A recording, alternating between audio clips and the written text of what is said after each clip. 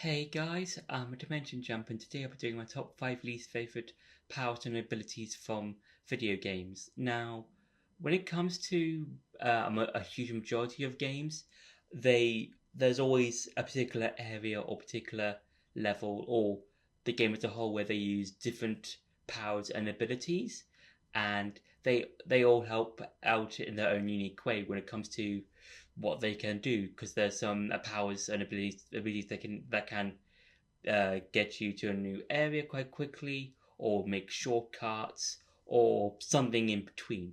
And uh, I did make a video way back when, I think one of the very first videos on this channel, just talking about some of my favorite about powers and abilities from games. And in today's video, I'll be going over some of my least favorite powers and abilities in games. So yeah. So for number 5 is the Spring Mushroom from Super Mario Galaxy. Now with this power up, it's probably the not a good one, I would say, when comparing them to the other powers or the other power ups from the Galaxy games.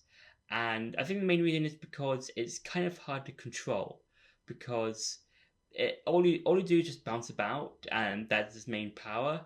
And it is useful in the areas and the levels that it's used in, but I think it's because you're just continually bouncing over and over again, and it can be hard to control, especially during some sections. I think where if you're like on moving platforms or areas that have narrow walkways and stuff like that, and especially I think in Toy Time Galaxy, there's a bit in that level where you're on this like moving platform with pits that you can fall down in, and you have to be really careful of not falling down those particular pits and then to a black hole. So yeah, it's a useful ability in the levels that it's in, but it's really bad when it comes to controlling it and stuff like that. So yeah. For number 4 is Minu Sage ability from Tears of the Kingdom. Now with this particular Sage ability, it's when you compare it to the others, it's not really as useful, in my opinion, because with the other abilities like Viju's ability, Tulin's ability, or even Sidon's ability, for example, they all have their own uses. For example, for Sidon, he creates this sort of bubble shield that you can also use as an attack. For Tulin, he can basically push you vertically with a gust of wind and stuff like that. So yeah, those are really cool and awesome ways of using ability. With Minoru, it's basically a giant construct with a soul in it, and it's just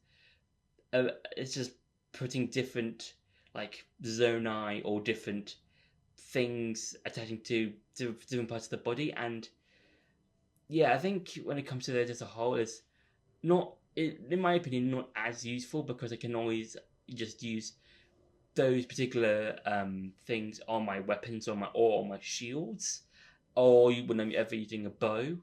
And Minoru just kind of is there.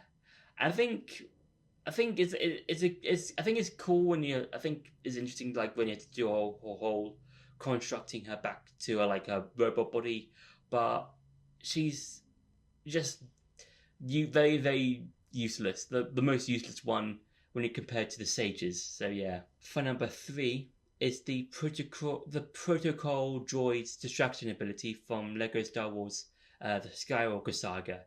Now this is an ability you can get in the charts, or the skill tree charts in the protocol droids section, and yeah, this is not really useful. I don't really remember it working when doing my particular playthrough for the Skywalker Saga. It just felt like it was there and nothing else really. It's just because what it does is basically distracts people with a hologram, and that's it. And yeah, I don't think that's useful, because at least with like one of his other abilities, for protocol droids, it's you can get like extra studs if you do that hacking thing. And yeah, I think with the distraction ability, from what I remember from my personal playthrough, the distraction ability isn't very good. I think it could have been a whole lot better. So yeah. For number 2 is terrestrialization from Pokemon Scarlet and Violet.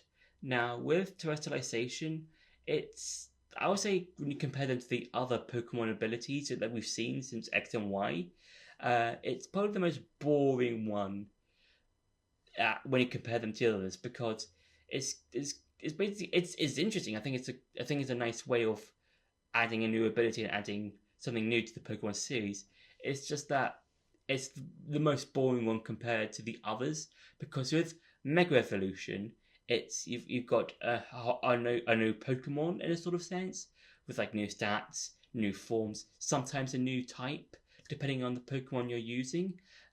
With Z moves, it's just these big, just over the top, cool looking moves, and with Gigantamax or Dynamax, it's kind of a fusion of Z moves and Mega Evolution.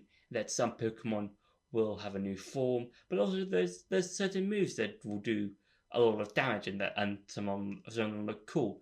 With Terrestrialization, it's just the Pokemon just turns into like it just terrestrializes. It doesn't look good. The only cool thing is probably the thing or the representing for the type. So whether it's ghost, fire, normal, that sort of thing. I think that's the only cool part of it. And yeah, when you compare it to the other things, it's just boring. It's just really, really boring. So yeah, it could have been. I think there was a lot of potential. I think it just could have been a whole lot better. So yeah. And for number 1 is Magnesis from Breath of the Wild. Now with Magnesis, I feel like it's a useful ability when it comes to certain puzzles and just moving stuff here and there and getting chests to get items and stuff. But when you compare it to the to the one of the abilities in Breath of the and into the Kingdom, I think it's grab. I think it's a grab ability from what I remember. No, Ultra Hand. Yeah, the Ultra Hand ability in Tears of the Kingdom. It just feels worse because with the Ultra Hand ability, that feels so much better because you can just grab literally anything that isn't nailed down.